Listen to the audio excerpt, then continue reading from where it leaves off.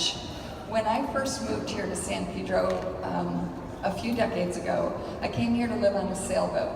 At the time, every day I had to wash the deck of the boat because it was covered in soot. That has all changed thanks to the Clean Air Action Plan and the activities of the Port of LA and Long Beach. So please join me in welcoming both Lisa Wonder and Rose Sharti, did I do it right? To come talk about the Clean Air Action Plan and the progress made on it, some updates about our air quality here, and also some opportunities for entrepreneurs who have technology that can assist in their efforts to make our ports and our communities cleaner, greener, and more efficient.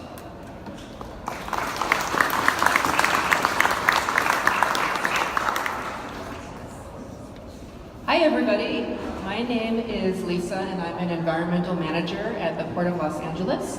And we just have a few minutes today before the lunch break to talk to you a little bit about some of the programs we have going on at the Port of Los Angeles.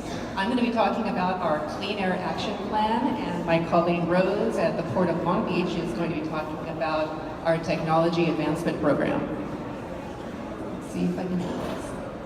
So it's really important we're up here together today. The ports of Los Angeles and Long Beach are the #1 and #2 container ports in the United States. And even though we're competitors, we are located right next to each other, and we recognize that we share the same air basin, the same water, so we do partner together on a lot of our environmental programs. And that's really been the reason for a lot of our success, is that we've been working together. So again, this just shows our ports. It's very unusual that two ports are located right pretty much with an imaginary line between the two of us. So 10 years ago, we came together and developed a Clean Air Action Plan.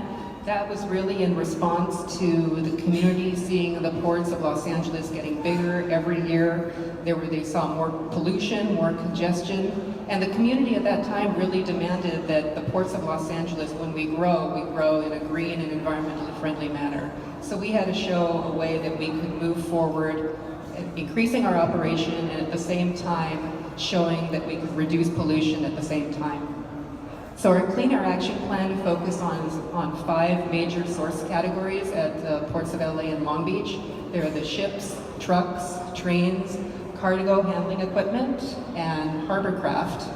And the Clean Air Action Plan contains specific strategies to reduce pollution from each of those categories. And through programs like the Clean Truck Program, vessel speed reduction, plugging into shore power, we have been extremely successful, more successful than any port in the world in reducing emissions very quickly in the last 10 years. And these are combined emission reductions. Again, these are for mobile sources in and around the Port of Los Angeles, and truly unprecedented emission reductions. So all this time, while our container throughput has gone up 7%, our diesel particulate matter has gone down 84%, oxides of nitrogen down 50%, and oxides of sulfur down 97%. So we know that we've made incredible progress, but we still live in a region that has the worst air quality in the United States, some of the worst air quality.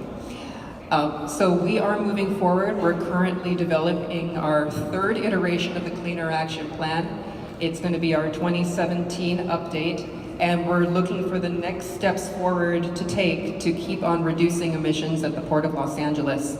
And a big component of this is new technology. We need the near zero and completely zero emission equipment at the Port of Los Angeles to enable this region, Los Angeles, to meet its federal US EPA goals for air, for ozone and particulate matter.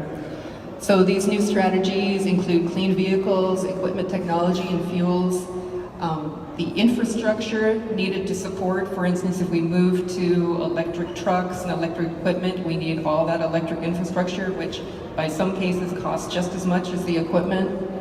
We need our freight to be more efficient. This is really important. We need to bring all the information technology into the ports, the same things that we see for Uber. We need to be seeing all that for drayage truck and other movement at the ports. And again, energy resource planning. So we opened up comments and released a discussion document with 15 new strategies at the Port of Los Angeles. That has been open for public review since November 17th. That is still open for public review. We welcome anyone's opinion. We're happy to meet with groups who want to know more about the Clean Air Action Plan in detail. We just have a few minutes here to introduce the concept to you. So thank you for your time, and with that, I will hand it over to Rose, who will talk about our TAP.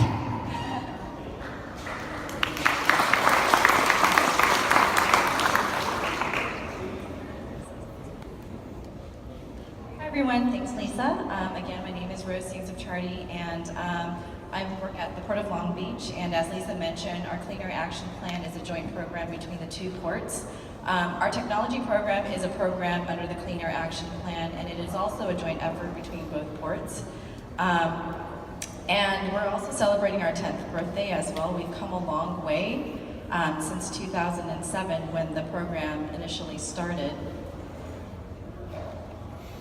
So the goal of the Technology Advancement Program is to facilitate the development and demonstration of technology that supports the Clean Air Action Plan goals. And these technologies that we're looking for are applicable for port operations. As Lisa mentioned, we have 5 source categories at the port, and this includes ships, trucks, cargo handling equipment, trains, as well as ocean-going vessels, or the big container ships that you see out there in the water. And you know, since 2007, we've funded over 30 demonstration projects. And the types of projects that we fund are technology that is considered pre-commercial. So these are technologies that are not yet available in the marketplace, which is the whole goal of the Technology Advancement Program, is to see if these technologies will actually work. And then if it does, then to help it get into the marketplace, help it get it commercialized so that we can support widespread adoption in the port area. So in the beginning, since we were new, we looked at diesel particulate filters, we looked at different alternative fuel, we also looked at hybrid technology. But as Lisa mentioned in her presentation, we need to meet the federal goal in order to attain that attainment that we need. So we've been focusing more on zero and near zero emission technologies. And of course, we can't do this alone. It's a big feat for us, and so we have partnerships with the California Air Resources Board, the South Coast Air Quality Management District, as well as the US EPA, to help us review these technology projects and to get their input. So they serve as in an advisory capacity for us. In 2016, we moved forward with 6 projects that were zero emissions projects, so that's the most that we've demonstrated in any given year. And this includes demonstrations of battery electric trucks, fuel cell trucks. We also took a look at infrastructure and supported the installation of these infrastructures at the port. We also looked at battery management improvements for trucks as well. But other projects that we've also worked on include near zero emission technology, such as we're looking right now to demonstrate a near zero locomotive that runs on natural gas, as well as retrofitting 12 big ocean-going vessels with new technology, and then installing an energy efficiency system to see if there's any difference between the ships before they were retrofitted. So it's pretty exciting for us to be involved in such projects. Looking ahead, initially when we started the program, we just had technology organizations and companies just submit their proposals and we would review them on an ongoing basis. We have our advisory committee meetings every 6 weeks where we look at these proposals, but we want to do things a little bit differently just because we have these needs now that we want to target on, such as near zero and zero emission technologies. So we, instead of going the unsolicited proposal route, now we're focusing more on proactive solicitations, where we're looking to release requests for proposals as well as a couple of call for projects during the year.